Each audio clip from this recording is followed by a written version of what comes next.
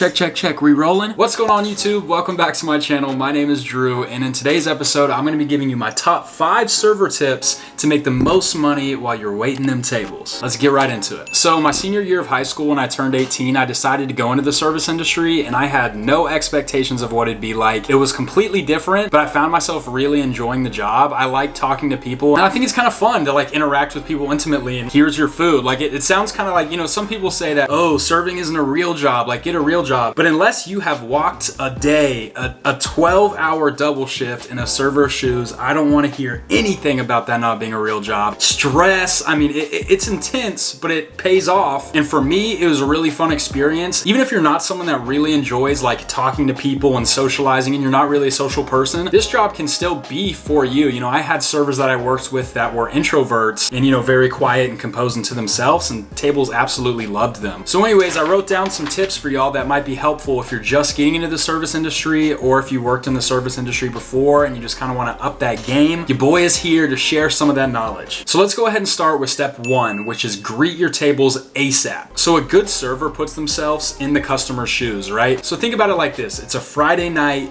you got the whole family gathered, y'all are about to go out and enjoy the end of the week, and you're trying to relax. So you go to your local mom and pop shop. The servers are always nice, the service is quick, and so you decide to wait. Then the hostess comes over, brings you to your table, everyone sits down, and then 5 minutes passes and the server doesn't come. You kind of start looking around, left, right, bottlenecking. See, that's not a good first impression to give your tables. If you're super busy already and you have a table sit down, just stop by and be like, hey guys, I'll be right with you. I just need to do this or do that. Like, be vocal, and most of the time people will understand, but step 1, just make sure that you're greeting them as fast as possible. What's going on, guys? My name is Drew. I'll be taking care of y'all today. Would you like to start with any drinks? Maybe a perfect margarita on the rocks? See, now what I did there was I greeted the table with a smile, I introduced myself by name, and then I asked them if they wanted to start with any drinks. And so for that step, that's what I would do. I'd just make sure that right when I saw someone get sat down in my section, I would be over there as quick as possible, get their drink order, and then continue on to the freaking craziness that is serving. All right, so now that you got the ball rolling, first impressions are good, you got the drinks written down, we're on to step number 2. Develop a connection with your tables. So think about it. When you go out to eat in a restaurant and you sit down and a server comes up and greets you, and you can just kind of like feel the vibe, and you can feel the atmosphere and how the server makes the table feel. And this comes with practice, but essentially you want to develop a relationship with the table. And the more you talk to people, the more you'll develop your emotional intelligence, and you'll kind of know how to do small talk and make your table laugh. But if your guests genuinely like you, they're going to tip you more because they're going to see you as a friend, not like the servant that just like brings around the food and brings them their drinks. And that just basically comes down to authenticity. When I first started serving at my first job at Boba Tea House, which was like this Asian restaurant, which was super bomb, by the way, I was still kind of like in customer service mode because I worked at Best Buy and like JCPenney before that, and I was used to like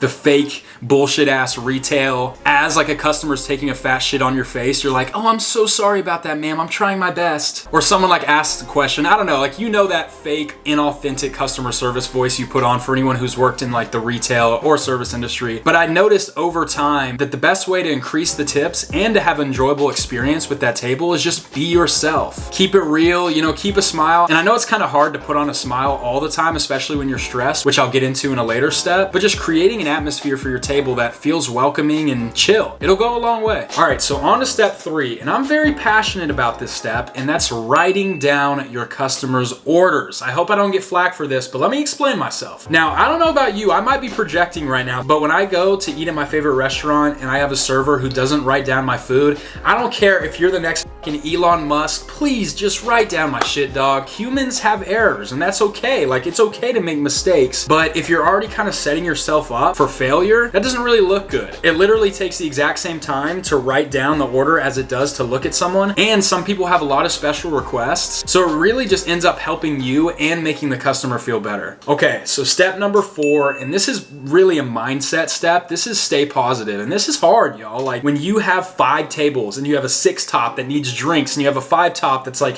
being very difficult, and you know, you're getting pulled in all these ways, they call it in the server world like in the weeds. it's hard to stay positive. Like it's hard to stay positive as it is in this world in 2019. So add on all that other stuff and it's very difficult. But look, if you're trying to maximize your time and make the most money while you're in that restaurant, you have to have a positive attitude. I always used to have this saying, like I loved when people were assholes because then it gave me an excuse to be an asshole back, because like what are they gonna say? They're being an asshole too. But overall, just keep it good vibes. Even if you have to put on a fake smile, just do it. You know, they say fake it till you make it. And literally, when you smile, I'm sure you've heard, like you release feel-good chemicals that actually trick yourself into making you think you're happy. It all goes back to creating that atmosphere for your customers. And when you're all good vibes, I'm telling you, it's infectious. People catch on to that shit and they want to be positive too. And overall, it makes for a better tip and it makes for a better experience. Okay, so then that brings me on to the fifth and final step. And I have like a lot more little pieces of advice. So if you want to leave a comment with any specific questions, I try to reply to every single comment I get. That's like my favorite part of making these videos, is interacting with y'all. But fifth and final step is just to give good service. You know, the proof is in the pudding. Be attentive to your tables. As the food comes out, try to bring some extra napkins. Try to always think ahead and try to put yourself in their shoes to think, okay, well, if I was sitting here right now, what would I need?